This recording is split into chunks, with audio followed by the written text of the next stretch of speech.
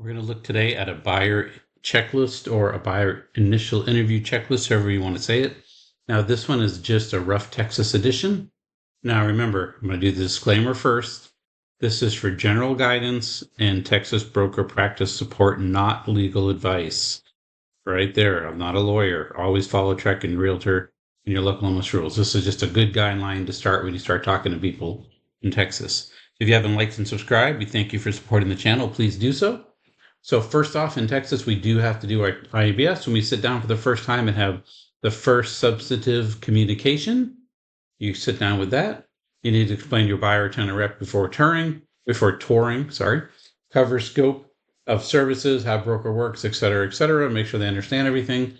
Remember the buyer tenant rep, we now have the full buyer tenant rep or the short form, depending on which one you're going to use. You can do a showing fee and charge that instead of a final percent, you can do a flat fee. There's a lot of options now you can do for agents. And then make sure that understand that the seller's agent may or may not opt for compensation, and then all that kind of stuff. These things are all important. The buyer's responsible and short, and FHA does not allow financing agent comp into the loan. So you got to understand that you're going to have to put this together, make sure they understand the basic. If you've never presented your buyer tenant rep, you need to practice and get that ready. And then, of course, you're going to give your consumer protection, fair housing, all that kind of information. These should be your compliance where you start and give these first. Lets you kind of set the groundwork so that if you sit down with your buyer and say, this is my buyer tenant rep, here you go. We're going to start looking at homes. We're going to get you set up, excited to meet you. And they're like, oh, I'm not paying you nothing. You're done. I don't care if the seller, I'm not paying you anything. You might not want to work with that client. You might want to move on and not worry about it. And then, of course, primary contact, preferred contact. And it's very interesting. They're all decision makers present today.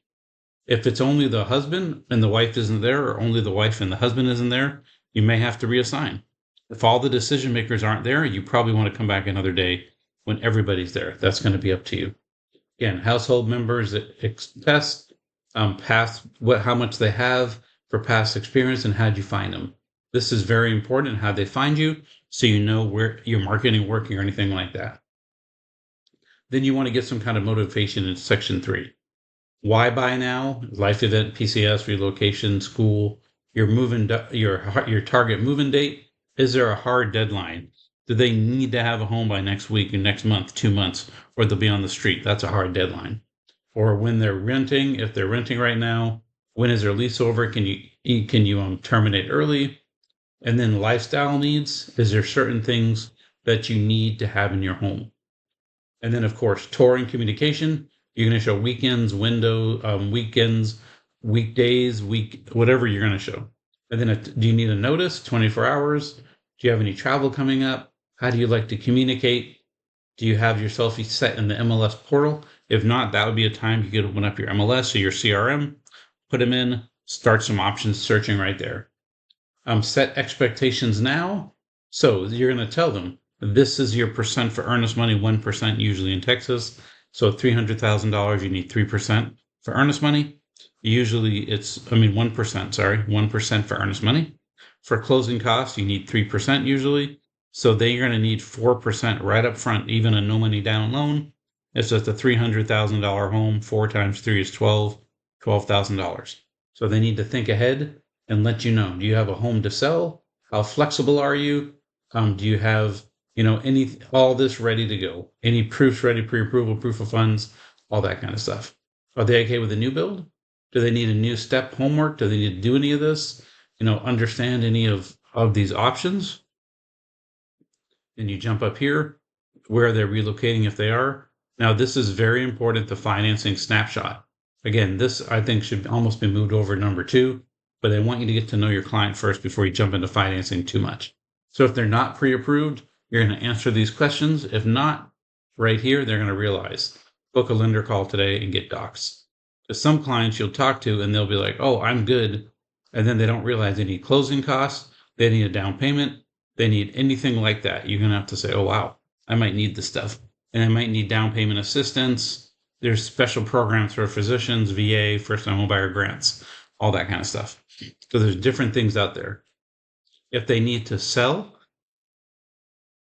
before they buy, that's a contingency, and you can talk about how that works. And then, of course, their search criteria, their must-haves. What do you need? What are your deal breakers? What areas do you want? And then what are your target communities? And how close to those are you okay being close or far away? And then important grade, school, of course, property type, condition, how do they like it? And then these are just some specific reminders. Make sure you have your IBS delivered, written by your tenant rep, option and earnest money, how they understand that that's going to be 3 days after the effective date. If the third day is a Sunday or legal holiday. So again, if the third day is a Sunday or legal holiday, the deadline rolls in the next business day. So if today is Monday and it happens to be Labor Day when I'm doing this filming, then that would be not count. I would have till tomorrow if today was day 3. So say I get going to contract on Thursday, that's day 0, Friday, Saturday, day 1, day 2, Sunday doesn't count. Monday would be a holiday, so I would get pushed till Tuesday. That's easy. Make sure they understand if they don't have a survey with the home that they're selling, if they want to buy one and they don't have one, they're going to have to pay for one, usually as a seller, or put in the contract for the buyer to pay. You have to understand transfer fees, HOA, and then title, HOA capture, wire fraud notice. Always make sure you have that with you. Now, if you need some kind of notes to talk to them, here are the ways for the buyer tenant rep. Here's what I get paid for what I do. And then you can say, we agree in that writing today before we tour. And then right here, let's rank your must-have versus your deal breakers so we don't waste time on homes you don't want to buy. And then right here, we'll prep your offer package right now, pre-approval, proof of funds, timeline, any flexibility. And that way, if everything is ready, when they find the perfect house, you can go boom, and you move fast, you jump on it, you make it happen. And again, this is just a good generic buyer interview questionnaire to help you. It's not legal advice. Please use it, go get some clients and make some money.